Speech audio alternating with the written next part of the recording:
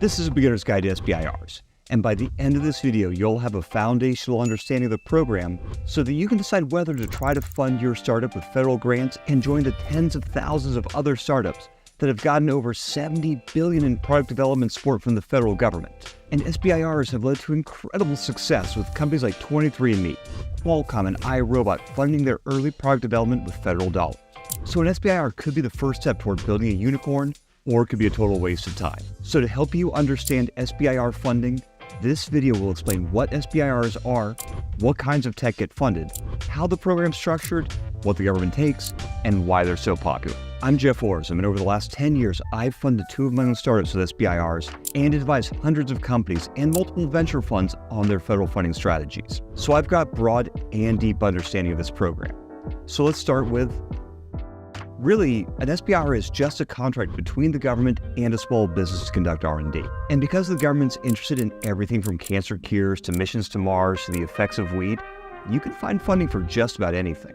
And federal R&D funding is huge, clocking at around about $170 billion a year. And while most of that goes to universities and big nonprofits, about 3% is set aside for small businesses through the SBIR and STTR programs. And quick aside, the SBIR and STTR programs are basically the same, but if the government chooses to use an STTR, the small business doing the R&D has to collaborate with the university. While if the government uses an SBIR, the small business can work with whoever they want. But the two programs are so similar that I'm just going to say SBIR from now on. The government funds about 1,500 SBIRs a year, and it's tough to generalize about what's funded because, as we said, the answer is kind of everything. But our analysis of the 2023 SBIR awards found that while space tech, AI, and ML were hot, the vast majority of funding was for one-off research, which is why we say that SBIRs fund everything. Each agency structures their SBIR program slightly differently, but basically what happens is agencies identify topics they want someone to research, they ask industry for bright ideas, the government funds a few companies to explore those bright ideas, and then the most promising companies get an extra block of funding to continue the R&D. So here's an example. And the timeline shown is the average time across all agencies in 2023. So let's say that the Department of Energy wants to support innovation in corn-based fuels. So they outline the research they want done in a request for proposal. That RFP gets published on SAM.gov and SBIR.gov. Interested companies have 1 month to describe their solution, research plan, and experience in a proposal.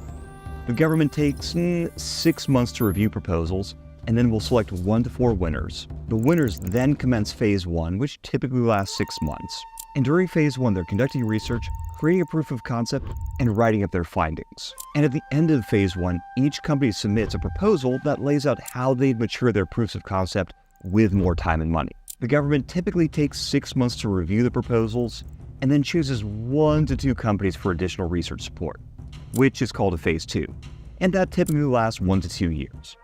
But that's basically it. After phase 2, the SBIR is kind of over. There is something called SBIR phase 3, but that name is misleading and almost never happens in practice, so I'm not going to spend time on it here. So this is the basic SBIR framework. Now let's get into money, win rates, and effort. And these numbers vary by agency, so again, we're going to use 2023 averages. But you have about a 15% chance of winning a phase 1. And if you get a phase 1, you've got about a 50% chance of winning a phase 2. Phase 1 awards averaged about $230,000, and phase 2's average about $1 million. Now the effort. So to chase an SBIR, you have to register in a bunch of systems, write a pretty significant proposal, and comply with all the reporting requirements. And assuming you haven't done any of this before, the registration will take you about 5 hours. A good phase 1 application is about 100 hours. Writing your phase 1 progress and final reports will take about 40 hours, and your phase 2 proposal and reporting is about the same. So all in, you're looking at about 300 hours over 2 years. And before we get to ownership, I want to say thank you to FedScout and J2 Ventures for supporting this video. FedScout helps you find, evaluate, and respond to SBIRs and other grants so that you can focus on your product, not federal BS. And if you want to plus up your SBIR with a raise from the industry's leading dual-use venture fund, reach out to J2.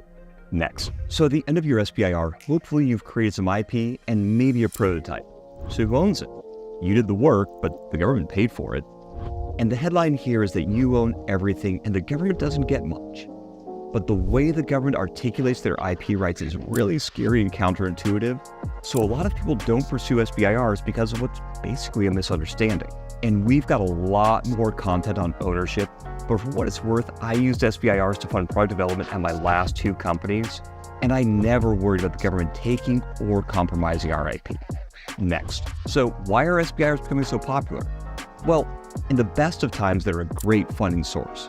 And in our current funding market where VC capital is getting tight, they're freaking amazing. Bottom line, if the R&D requested in an SBIR overlaps with the R&D you have to do to create your product, then an SBIR is basically a free check for $230,000 and potentially $1 million. And to be clear, the government doesn't take equity for that money. Let me say that again. You get money to build your product, and you don't have to give away a part of your company to get it. Second, the government doesn't take a board seat, so you keep full control. Third, the government has no problem funding deep tech that many VCs won't touch. And fourth, the government usually doesn't care if you have commercial traction, making it great for early-stage product-led companies. So yeah, when SBIRs work out, they're transformative, and I wouldn't have been able to get funding without the time and technical development that my SBIRs gave. So I love the program, which is why I make these videos, but SBIRs have some big challenges, and they aren't right for every company. So to understand how different types of companies typically do with SBIRs, check out the video on the left. And if you want to listen to conversations with founders who've benefited and been burned by SBIRs, check out our interviews on the right.